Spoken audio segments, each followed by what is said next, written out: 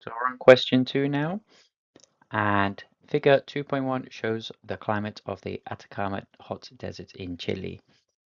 So we're looking at the graph and we can see that something's missing, so we can already guess what the question is going to ask us to do. So we see that here, these are the months, and March we have missing data. So let's see what the question is asking us to do. So we need to complete the graph for March using the following data. Temperature 24 degrees Celsius, rainfall 14 millimeters. Okay, so the line is the temperature and the rainfall are the bars. So we go over to here, we need to find 24. So these are in groups of 2. So 1, 2, 24. We go across. In the middle, we're going to put an X, and then we need to join it up. This is a curvilinear line graph, but this section is quite straight, so it doesn't really matter if we draw it curvy or straight. There we go. I've drawn mine curvy. And the next one, rainfall, 14 millimeters. So again, we go to the side. We can use this side. We'll go 10, 1, 2, that's 14. And then we will go across, and then we will draw the bar from there. Okay, so we can see that we've completed the data. These two parts over here show that there was no rainfall during this period of time. Right, so using figure 2.1, state the annual range of temperature. So have a think for a moment. What does that mean? Annual range. So we've got the months at the bottom. There's our year, and we're looking at the range. So that is the highest and the lowest points. What's the difference? So we're looking for temperature on this graph. Where's the highest point? It's here. Okay, so January. So we've got 26. What's the lowest point? Yeah, over here, that's 18.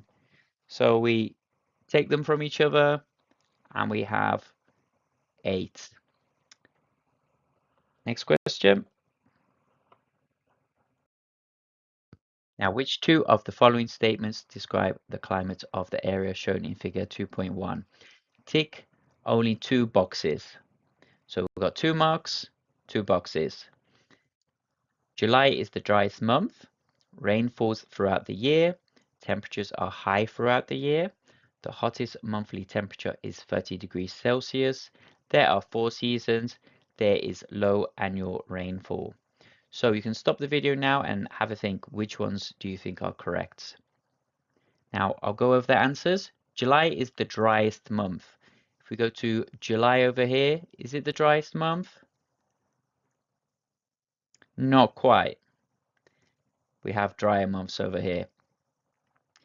Rain falls throughout the year. Is that right? No, we're missing. There's no rainfall over here. Temperatures are high throughout the year. Yeah, that's pretty consistent. They are quite high. The hottest monthly temperature is 30 degrees.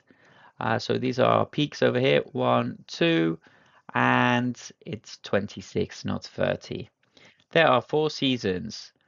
So we have a high rainfall, high temperature season, low temperature, low rainfall, and a season over here, which is high temperature, low rainfall. So we could say maybe 3 seasons, not 4.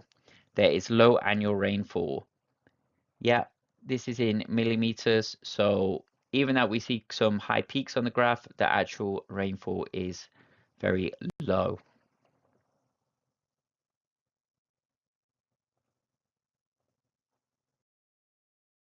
Now, what evidence from figure 2.1 suggests the Atacama Desert is in the southern hemisphere? So again, pause the video and have a go yourself. Now,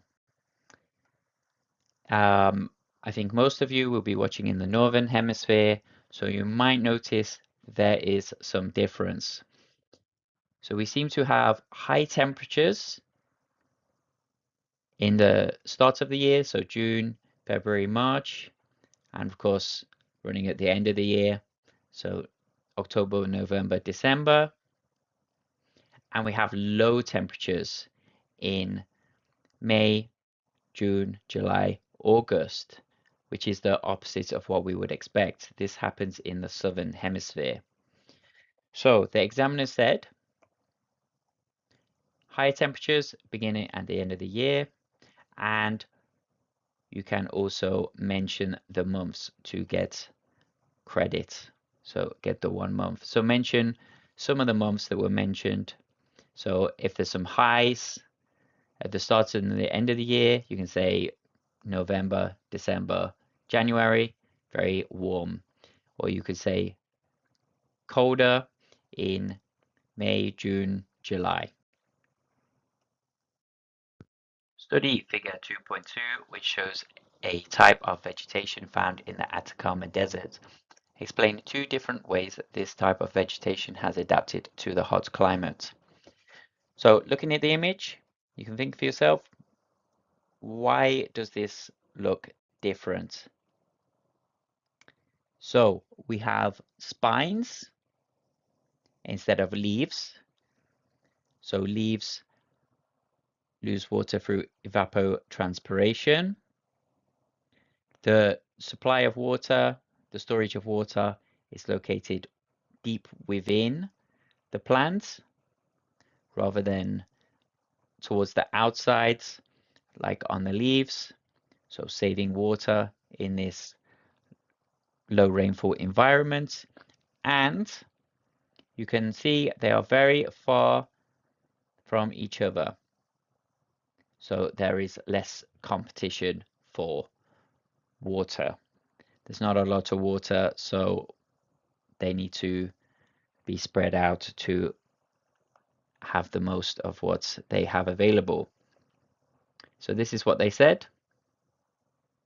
So very similar.